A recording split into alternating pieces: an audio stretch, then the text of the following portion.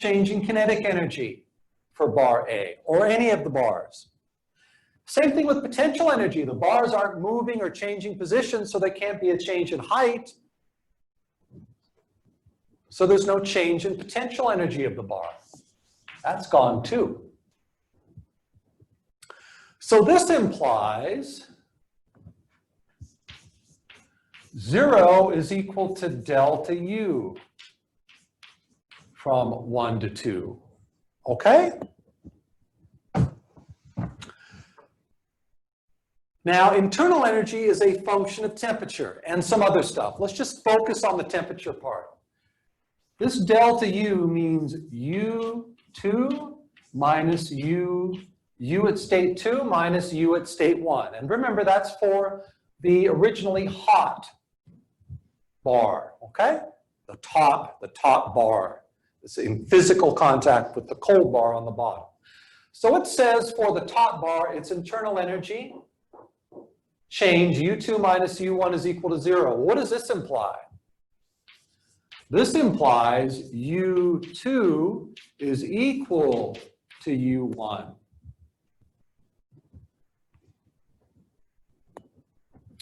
Okay. Now U2 is U evaluated at temperature TA2. So U2 is internal energy evaluated at TA2. Internal energy is a function of temperature. Internal energy is a function of temperature. So U2 is U evaluated at temperature TA2. U1 is internal energy evaluated at temperature TA1. Okay? If these are equal, that means these temperatures have to be equal. Uh-oh. TA2 equal TA1.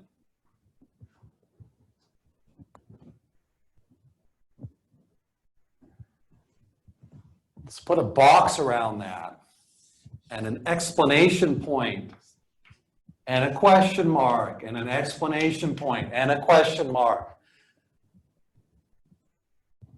So this is saying that the original temperature of the hot bar is equal to the final temperature of the hot bar. But that's not right.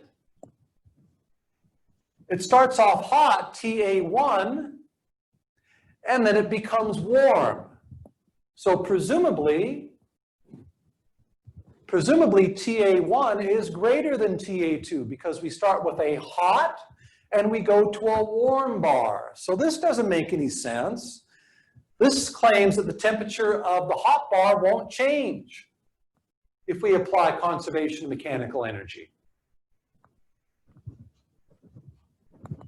Applying conservation of mechanical energy to the hot bar says that over time, it will never cool down. The temperature, the final temperature, and the initial temperature are the same. That's not right. We know everything we know about physical reality says that hot things eventually cool back down.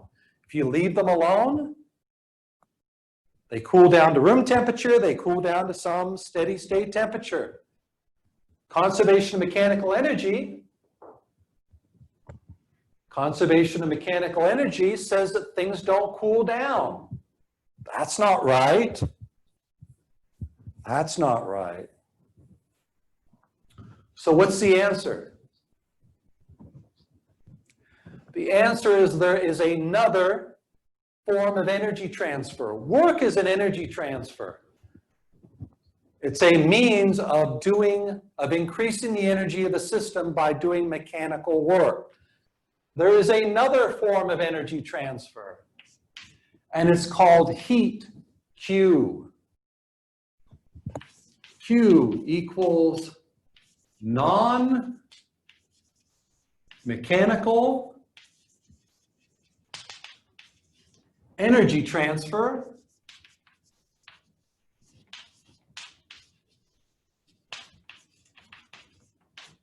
from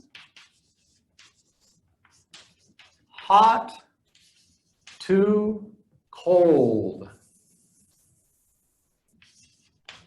Cold. Q is a non-mechanical energy transfer from hot to cold, and it's called, quote, heat transfer. This guy, Q, is called heat transfer. It's a non-mechanical transfer of energy. So this guy here is heat. Heat transfer. If you add that term in Q into your energy balance,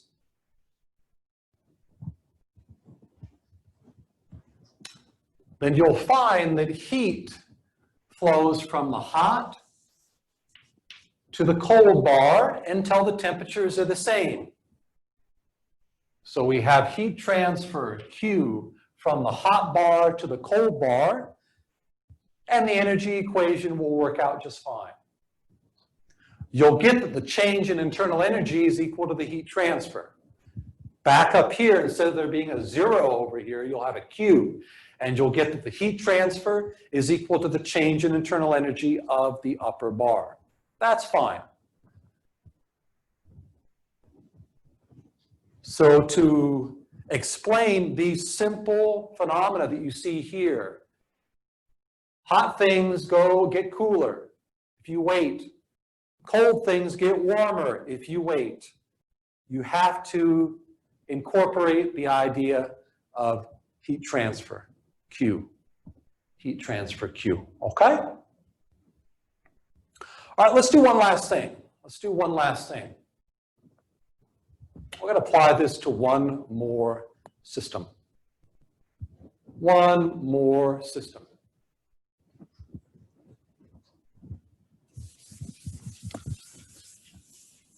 Let's look at one more situation and apply our energy balance.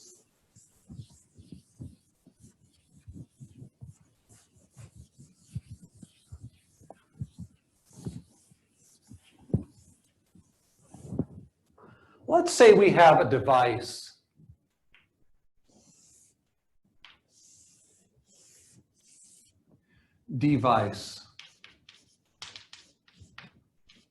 Some kind of device or machine.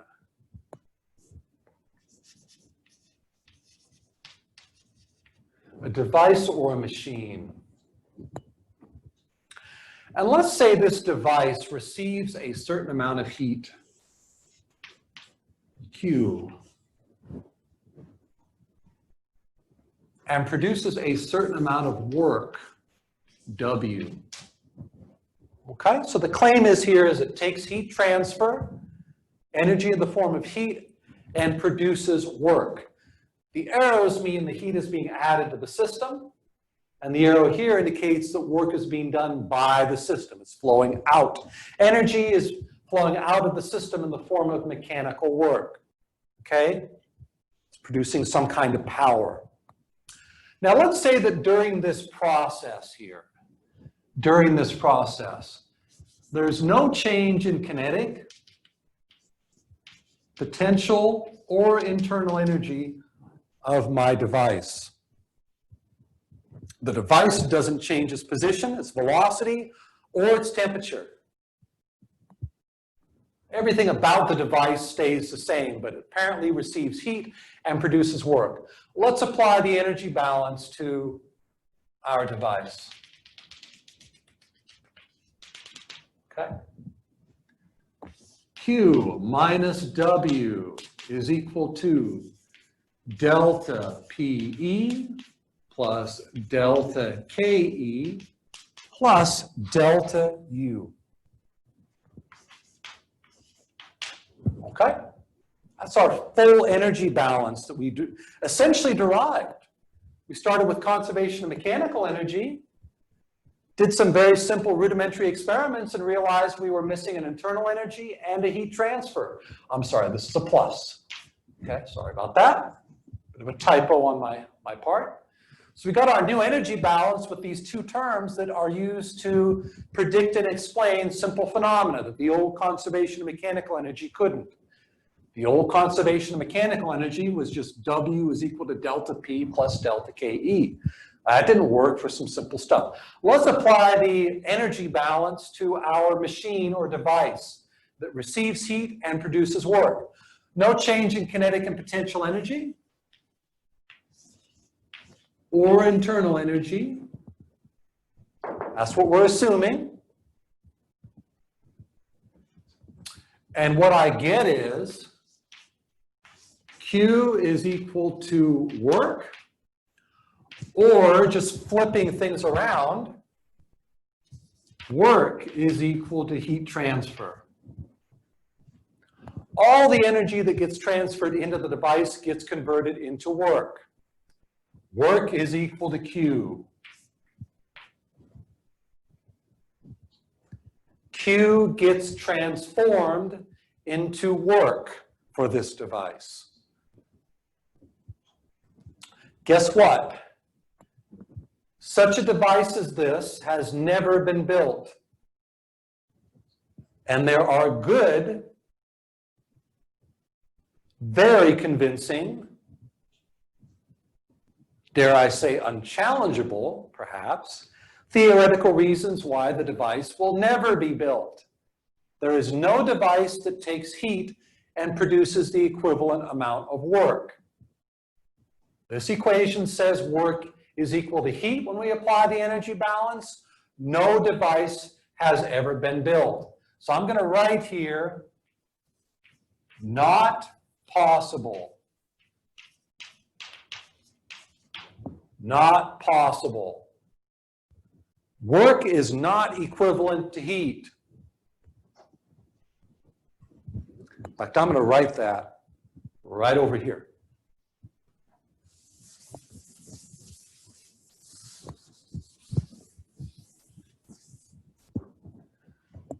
So Q is equal to heat transfer.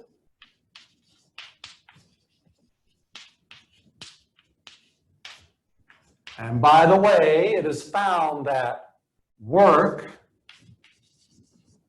W, not equivalent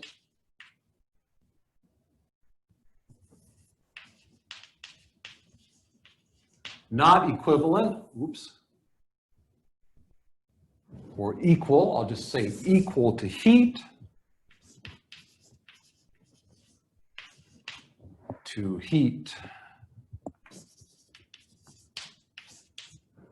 work,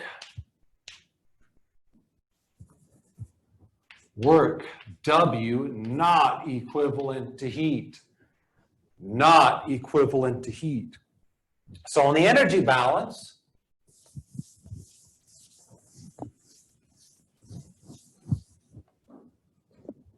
so that means in the energy balance, Q plus W is equal to delta KE plus delta PE plus delta U.